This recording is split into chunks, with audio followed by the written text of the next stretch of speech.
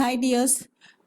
According to the historical Universal Declaration of Human Rights, adopted at the UN General Assembly in 1948, declared that everyone has the right to education. Article 26 in the declaration stated that education shall be free, at least in the elementary and fundamental stages. An elementary education shall be compulsory, and that education shall be directed to the full development of the human personality and to the strengthening of respect for human rights and fundamental freedom.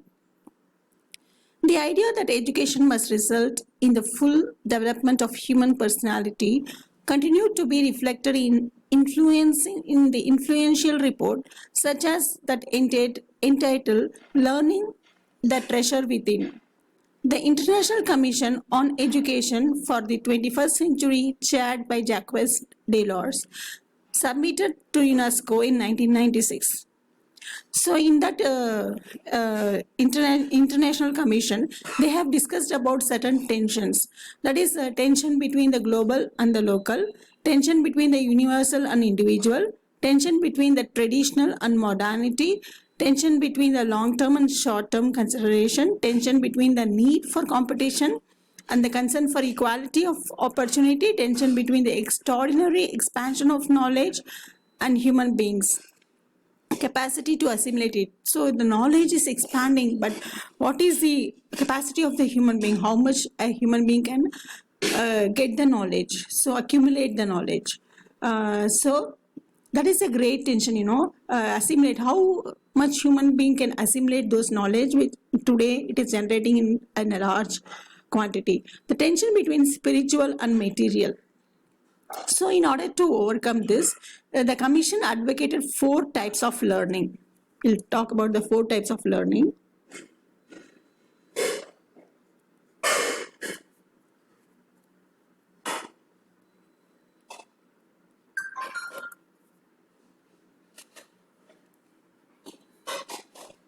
The commission, what is this commission? Is UNESCO.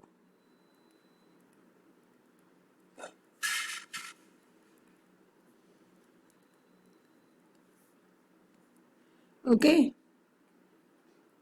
The commission advocated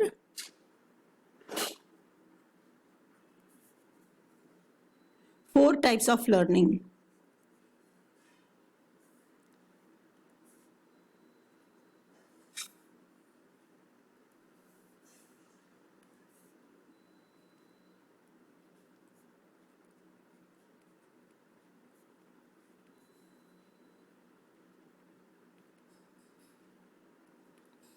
Okay, the commission advocated 4 types of learning, which are important in the person's life, and these 4 types are popularly known as 4 pillars of education.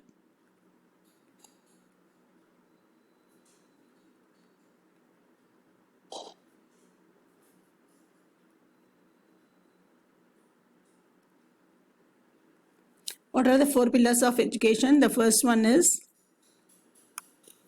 learning to know,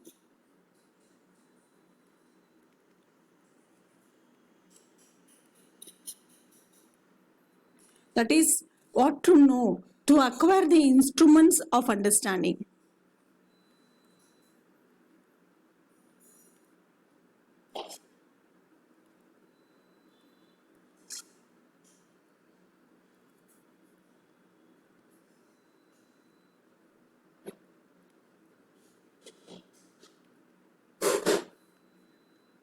Second is what? Learning to do.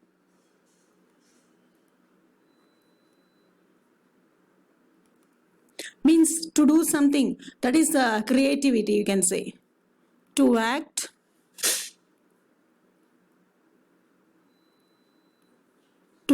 creatively on one's environment.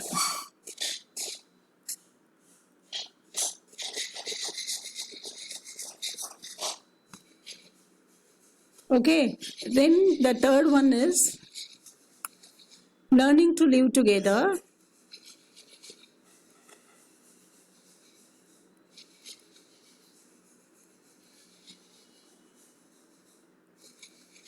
Okay, that is very important, because in this world we have to live, we are social animals, so we have to live together. So to participate and cooperate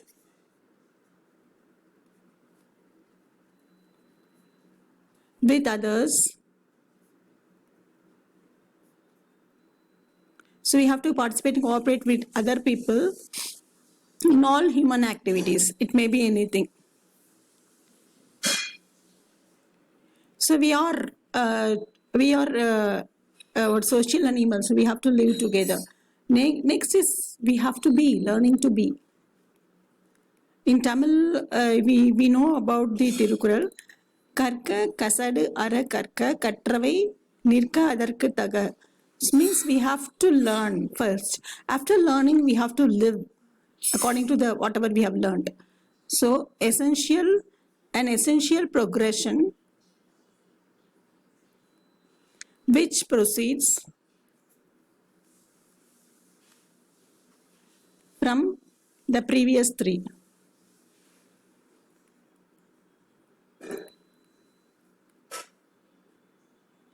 Means learning to be means whatever we have learned, we have to live according to our learning. So your first step is learning. Karka. How you should learn? Kasadu ara karka. Without any error. We have to learn the correct things. Katravai nirka. Whatever you have learned, nirka adarku taga. So you have to live according to whatever you have learned. The first one is learning to know.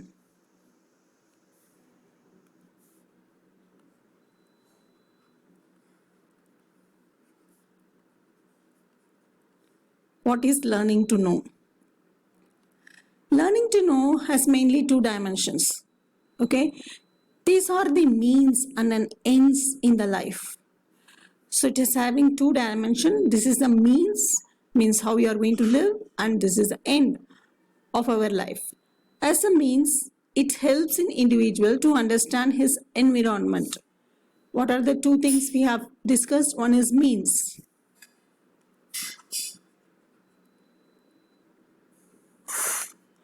Okay, means and ends of life. What is means of life? Means of life is nothing but it helps an individual to understand his or her environment. To understand his or her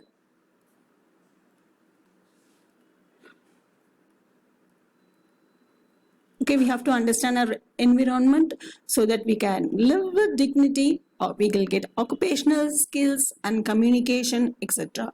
And we can understand about forecasting environment, what is going on, and knowing and discovering ability, so many other things, scientific method and whatever you are going to do, everything will be added to that. The second major aspect of this learning is that learning should be exposed to both general education, then learning as an end. Means we have seen, no, we will see the ends. Okay, what is the learning to understand? That is means learn to understand. You should understand your environment.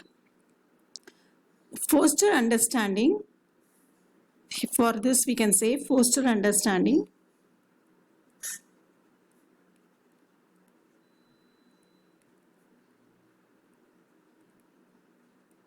Knowing and discovering the ability of an individual.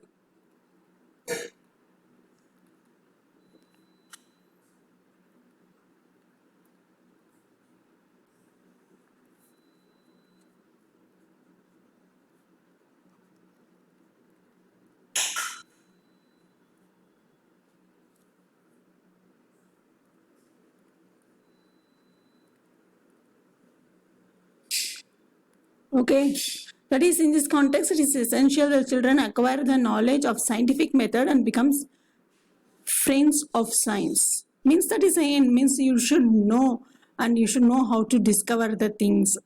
Okay, and your ability means you are going to do all the scientific method to find something new, we can say. This is the first one we can say about the learning to know.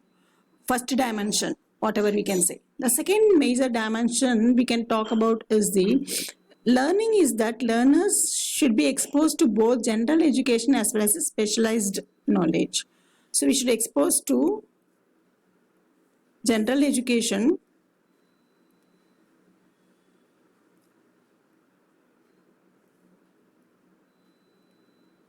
and second is nothing but the specialized education.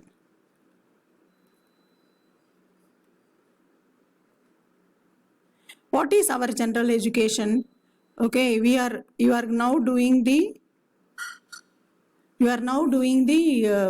PhD, right? Right? Yes. So what is your special education? Okay, your special education is your topic. Whatever your topic, you are going to deal in your PhD. Right? What is your general education? What you are learning now is nothing but the general education. In the school, you can say general education means for a student maybe opting for example, mathematics major. So there are so many general education he should learn English language and literature. That is English or any other Indian language and social science. All these are general education. Along with this, one specialized topic also child should learn. So they are. This is very important. Next is, according to the commission, learning to know presupposes learning to learn. So power of concentration, memory, and thought. We can say so many things we can add for this learning to know. Now learning to do.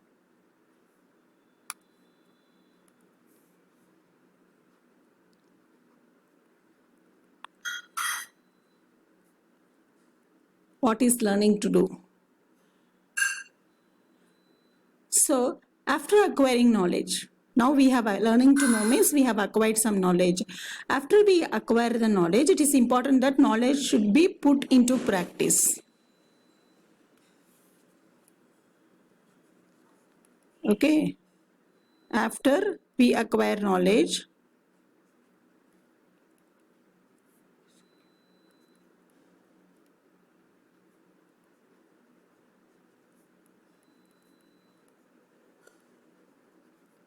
it should be put into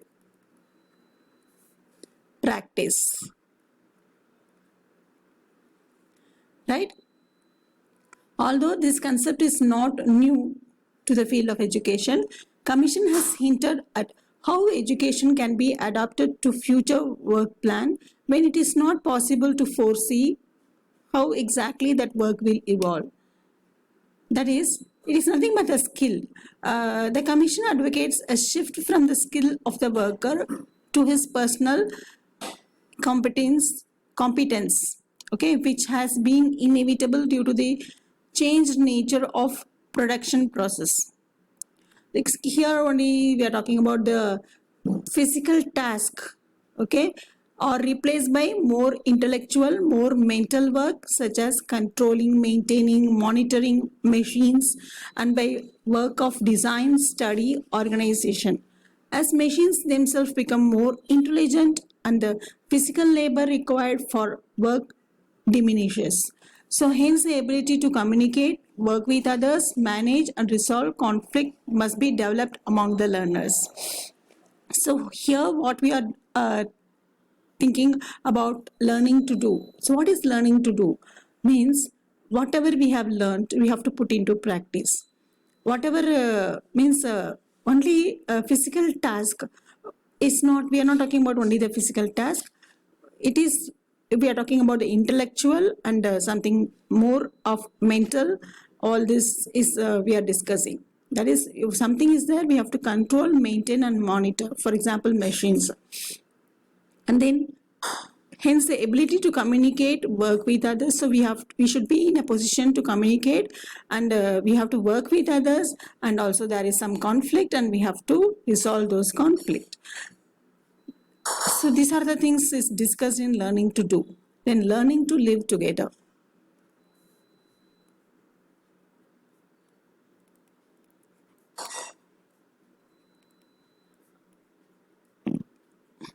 This is very important skill. So although we know if we are unable to be a